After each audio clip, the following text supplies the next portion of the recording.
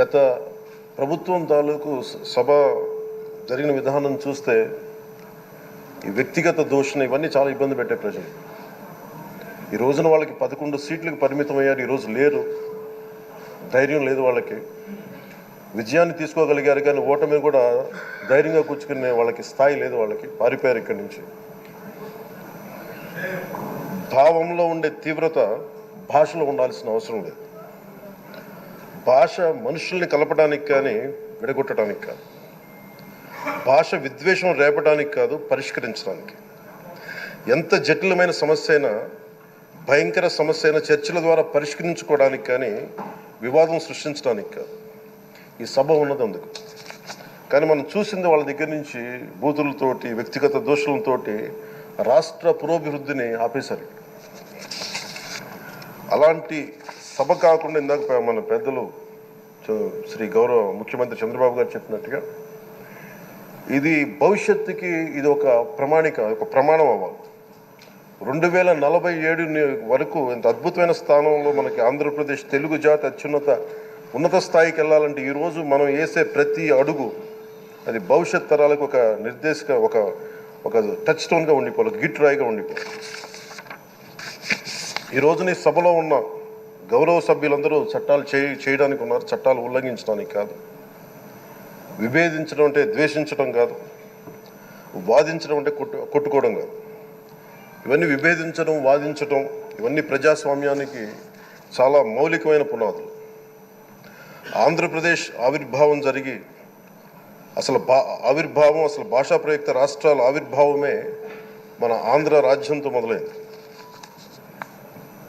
అమరజీవి పొట్టి శ్రీరాములు గారి బలిదానం మీద మన రాష్ట్రం పుట్టింది. 56 రోజులు తిండి తిప్పలు తినకుండా నరకం అనుభవిస్తూ ఆయన బలైపోయారు.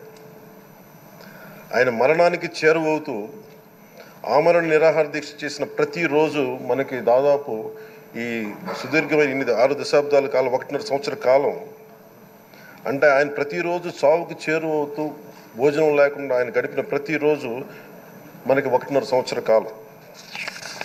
అలాంటి నేపథ్యంలో అలాంటి మహోన్నతుడు శ్రీ పొట్టి శ్రీరాములు గారి త్యాగాన్ని కనుక మనం ఈ సభలో ప్రజా సంక్షేమం కోసం మాత్రమే చర్చలు జరగాలి, వాదోపవాదాలు హద్దులు దాటకుండా ఉండాలి, వ్యక్తిగత దూషణకి తావివ్వకుండా ఉండాలి.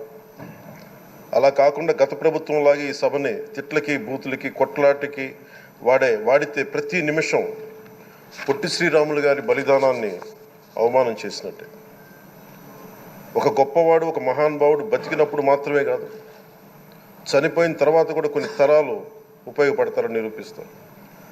అలాంటి కోవకు చెందిన మహానుభావులు ఆంధ్ర రాష్ట్ర సృష్టికర్త, భాషా ప్రయుక్త రాష్ట్రాలకు శ్రీకారం చుట్టిన ద్రష్ట అమరజీవి శ్రీ పొట్టి శ్రీరాములు గారి స్మృతిలో ఒక విలువలతో కూడిన ఒక సత్సాంప్రదాయాన్ని తెరలేపుతూ మీ ఆధ్వర్యంలో ఈ సభ జరగాలని, ఈ 5 ఏళ్ల ప్రజా ప్రస్థానంలో ఈ విలువైన 5 ఏళ్ళు రాబోయే తరానికి గొప్ప భవిష్యత్తునిచ్చేలా, అన్నం పెట్టే రైతుకి, కౌలు చేసుకునే రైతుకి, రైతు కూలీకి అండగా ఉండేలా, మహిళలకి భద్రతతో పాటు ఉన్నత స్థాయికి ఎదిగేలా, ప్రభుత్వ ఉద్యోగులకి భద్రత కల్పించేలా, పశువు, పక్షి, ప్రకృతి, సర్వజనులందరికీ కూడా మతాలకి, ప్రాంతాలకి అతీతంగా సుభిక్షంగా అభివృద్ధి పదంలో ఆంధ్రప్రదేశ్, ఆంధ్ర రాజ్యం అద్భుతమైన ప్రగతి సాధించేలా ఈ చర్చలు సాగాలని కోరుకుంటూ, సభాపతి అయ్యన్న పాత్రుడి గారికి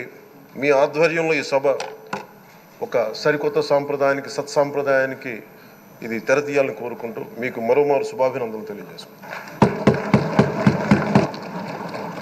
గౌరవ మంత్రి